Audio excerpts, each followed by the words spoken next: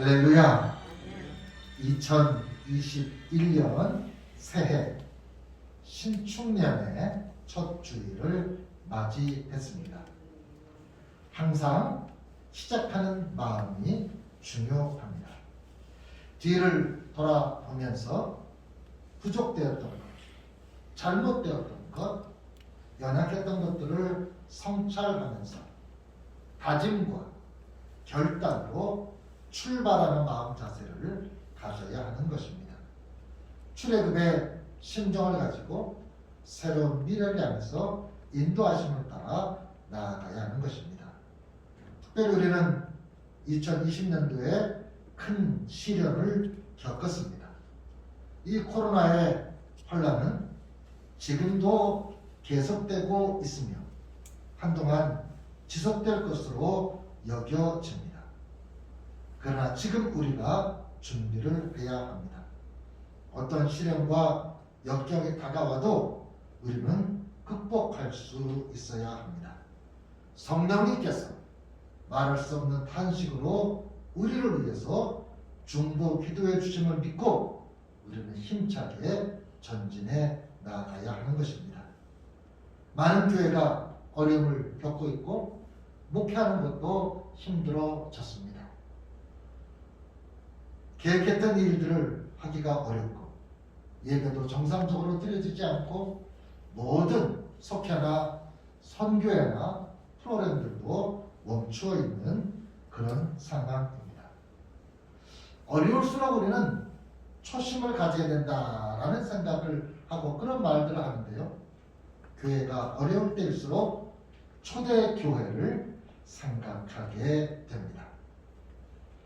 특별히 2021년도에 우리 교회 표어는 초대교회 모습에서 나왔기 때문입니다. 그들은 열심히 교회로 모이기에 힘썼고 사명을 감당하는 가운데 하나님께서 구원받는 사람을 날마다 더하게 하셨습니다. 이런 교회가 되기를 원합니다.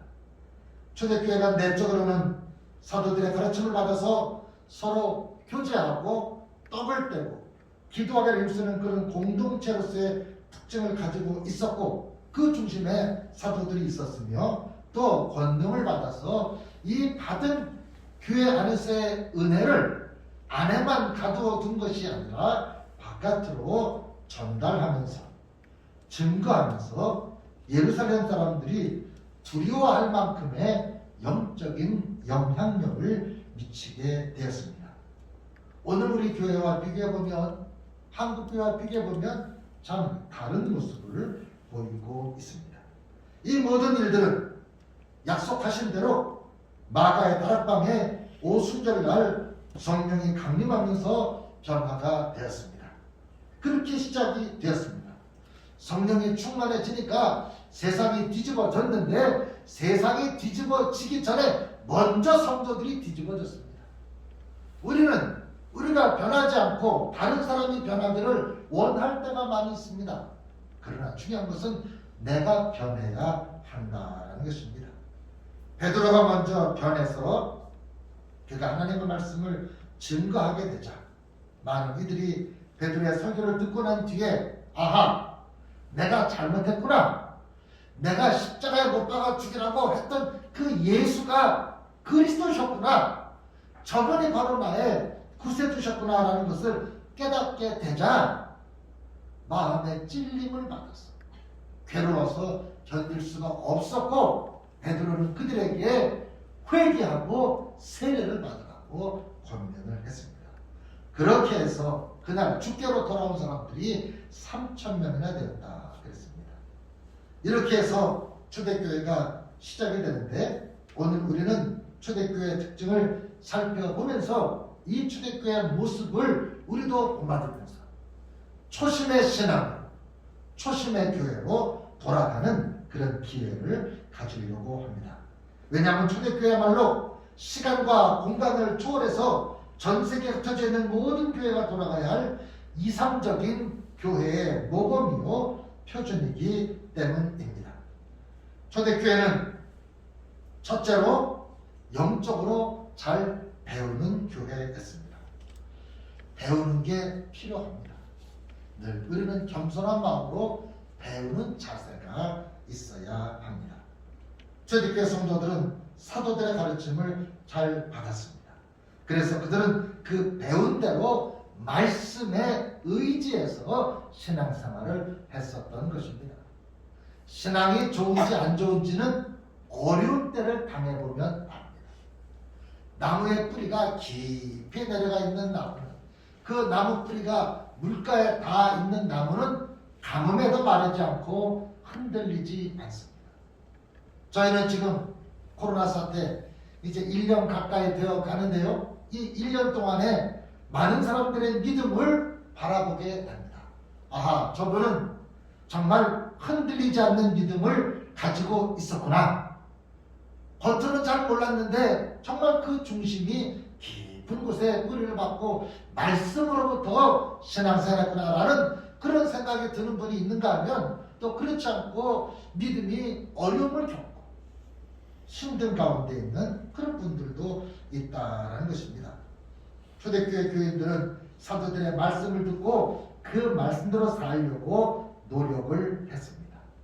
오늘 우리들이 말씀과 가까이 해야 됩니다.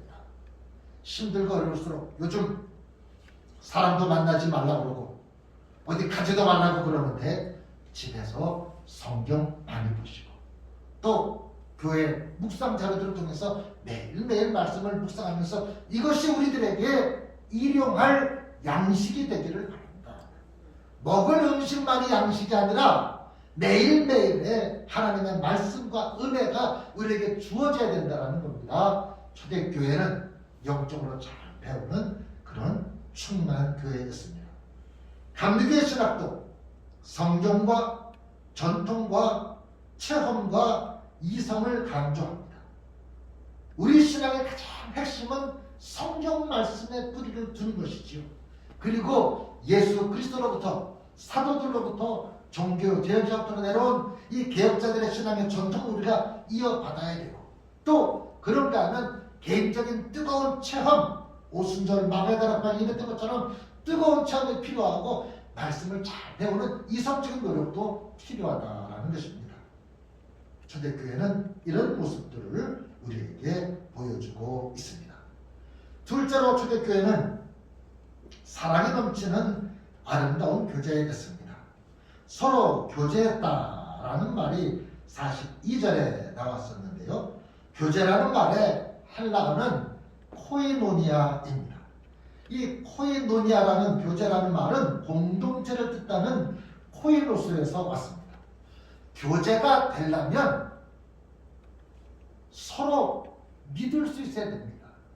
우리라는 표현을 쓸 수 있어야 교제가 되죠. 저 사람이 불안한데 교제가 되겠습니까? 그 사람을 믿을 수가 없는데 진정한 사랑을 나눌 수가 있을까요? 초대교회는 공동체에 진정한 사랑과 사귐이 있었기 때문에 교제가 이루어질 수 있었습니다. 교회 안에는 다양한 그룹의 사람들이 있습니다. 사회적인 모임은 형편, 처지, 관심, 여건이 비슷한 사람들끼리 모임을 만듭니다. 뭐를 좋아하는 사람들끼리 무슨 모임을 만들고, 어디 출신끼리 무슨 모임을 만들고, 같은 경험을 공유하는 사람들끼리 모임을 만들고 합니다. 또는 연령이 비슷한 사람끼리 모임을 만들기도 합니다. 그런데 교회는 그렇지가 않습니다. 교회 안에는 연세가 많으신, 연세가 높으신 그런 어르신이 있는가 하면 젊은 사람도 있고, 또 성경에 대한 깊은 이해가 있는 사람이 있는가 하면 성경을 잘 모르는 이제 막 신앙생활을 시작하는 사람도 있고, 이런 분도 있고 저런 분도 있고, 근데 그 모든 분들이 함께 어우러져 있습니다. 여러분, 속회를 들여다보면 속회 안에 신앙생활을 30년, 40년 하신 분이 있는가 하면 3년, 4년도 아직 못하신 그런 분도 있을 수 있습니다. 속회 안에 시어머니도 있고 며느리도 있을 수 있습니다. 속회 안에 이러저런 분들이 다 있을 수 있는데 이들이 어떻게 하나가 될 수 있을까? 그것은 같은 것을 바라보는 믿음이 있기 때문에 하나가 될 수 있다라는 겁니다.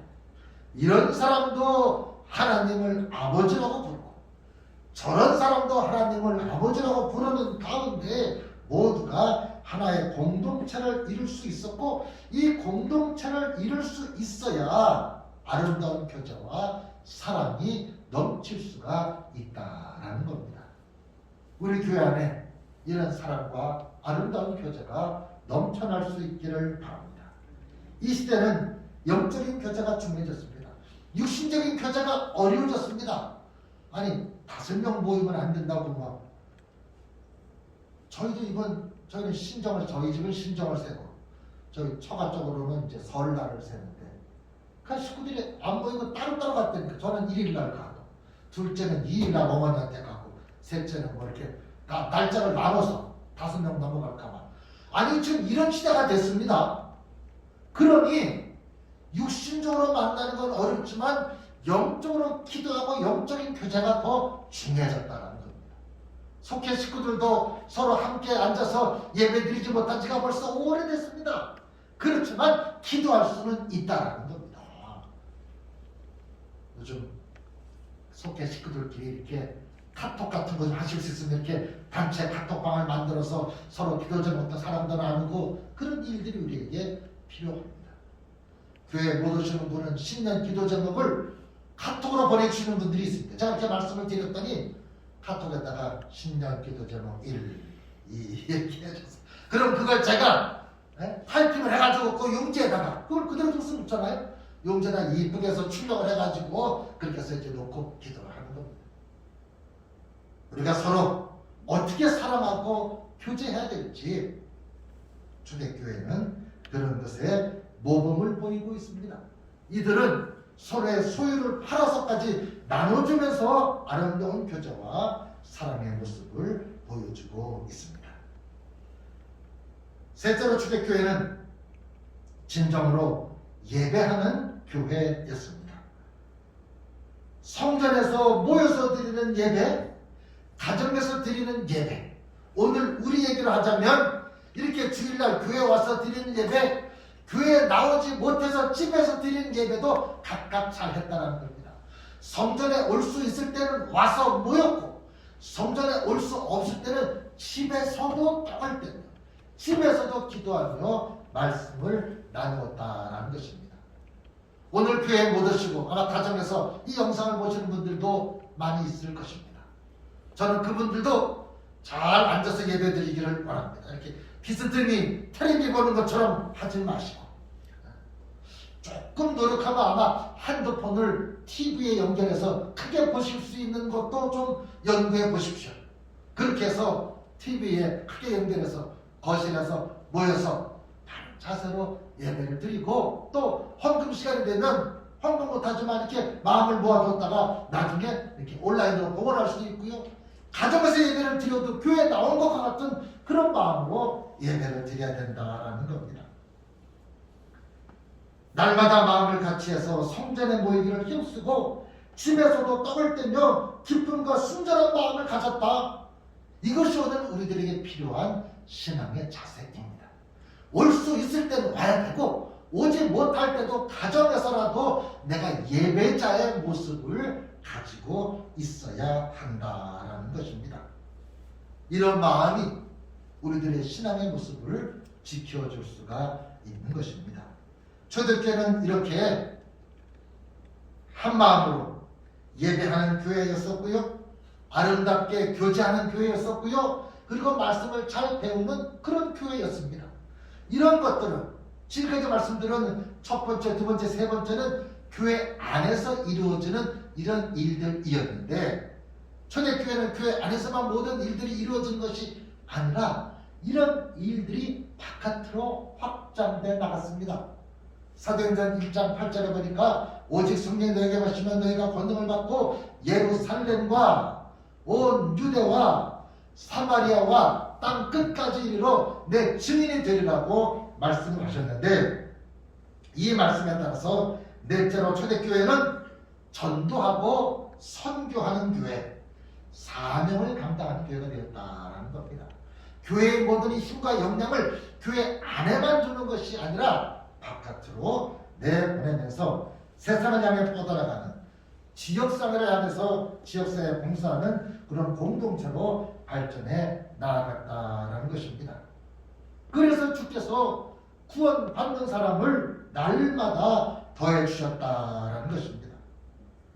올 한 해 저희 영등포교회도 해외 선교에 힘을 쓰기로 마음을 모으고 새롭게 해외 선교의 새 교회를 우리가 한 달에 10만 원씩 더 추가해서 이렇게 돕기로 했습니다.